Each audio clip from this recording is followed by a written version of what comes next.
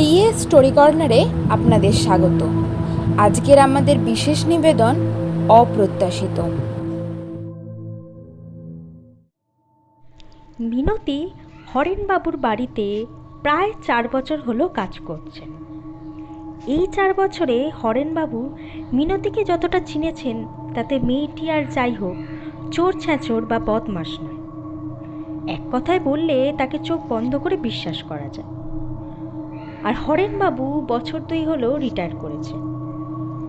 তার নিজের একটা ছোট বোন আছে, যিনি থাকেন কাজলতলা গ্রামে। ইদানিং আবার হরেনবাবুর শরীরটাও তেমন ভালো যাচ্ছে না। এদিকে বোনের আর্থিক অবস্থাও তেমন একটা ভালো নয় করোনার পর থেকে। হরেনবাবু তাই ঠিক করলেন মিনতিকে দিয়ে কিছু টাকা পাঠাবেন। মিনতি মেয়ে মানুষ হলেও কর্তার যে কোনো আদেশ মাথা পেতে নেয়।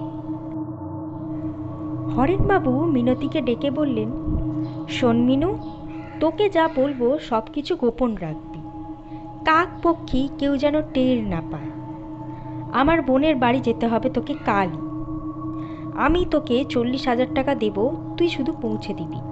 আর শোন, আমার গাড়ি বলা আছে, ওতেই যাবি, ওটা অনেক নিরাপদ। চাইলে কাল রাতটা কাটিয়ে আসতে পারিস ওখানে। মিনতি তার স্বভাব মতো কর্তার আদেশ পালনের জন্য পরদিন সকালেই রওনা দেয়।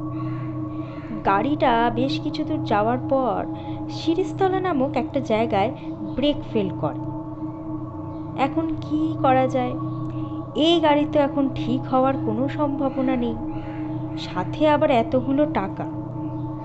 অনেক ভেবে চিন্তে কিছুটা রিস্ক নিয়ে মিনতি বাসে উঠে পড়ল। তবে কাজলতলা গ্রামের থেকে অনেকটা দূরে নামাবে এই বাস। অগত্যা মিনতিকে ওখান থেকে আবার কিছু করতে হবে, নইলে হাঁটতে হবে। বাস থেকে নামার পর কিছুটা দূরে একটা ঝুপড়ির দেখা মিলল। মিনতি ওই ঝুপড়ির উদ্দেশ্যে গেল। কাছে গিয়ে দেখলো সেখানে একটা লোক তার দোকানের সব কিছু প্রায় গুটিয়ে ফেলেছে। মিনতি লোকটিকে জিজ্ঞাসা করলেন, আচ্ছা দাদা, এখান থেকে কাজলতলা গ্রামখানা কোন দিকে বলতে পারেন? আসলে অনেক দিন আসেনি তো, তাই ভুলে গেছি। লোকটা মুখের একটি বাক্য খরচ না করে শুধু বাঁ দিকে হাত দেখিয়ে দিলেন। মিনতি আর কথা না বাড়িয়ে আবার এগিয়ে চলে। কিছুটা দূর যাওয়ার পর বেশ ক্লান্ত হয়ে একটা গাছের নিচে আশ্রয় নেয় ও ঘুমিয়েও পড়ে। হরেনবাবু পরদিন সকালবেলা উঠে রোজকার মতন খবরের কাগজের পাতায় চোখ বুলাচ্ছিলেন। সেই সময় কাগজের পাতায় একটা হেডলাইন দেখে প্রায় থমকে গেলেন।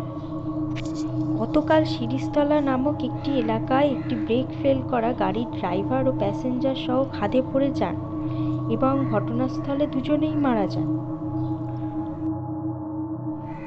হরেনবাবু লাশ শনাক্তকরণের জন্য পুলিশ স্টেশনে যান, কিন্তু ড্রাইভার ছাড়া আর কারো মুখ শনাক্ত করা সেখানে সম্ভব হয়নি।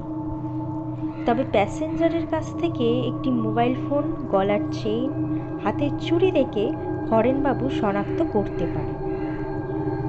তবে একটা বিষয়, যেই টাকাটি তিনি মিনতিকে দিয়ে পাঠাচ্ছিলেন সেটা কিন্তু পাওয়া যায়। কিছুক্ষণ বাদে হরেনবাবুর ফোনটা বেজে উঠল। হ্যালো দাদা রে, বড় উপকার হলো রে আমার। সত্যি, তুই টাকাটা না পাঠালে আমাদের খাওয়া দাওয়াই মনে হয় বন্ধ হয়ে যেত। হরেনবাবু বললেন, টাকা? টাকা তোকে কে দিল? মিনু? হ্যাঁ, দেখ না, কত করে বললাম আজ সকালে কিছু খেয়ে যে। ও মা, সে শুনলই না, এই একটু আগেই বেরিয়ে গেল।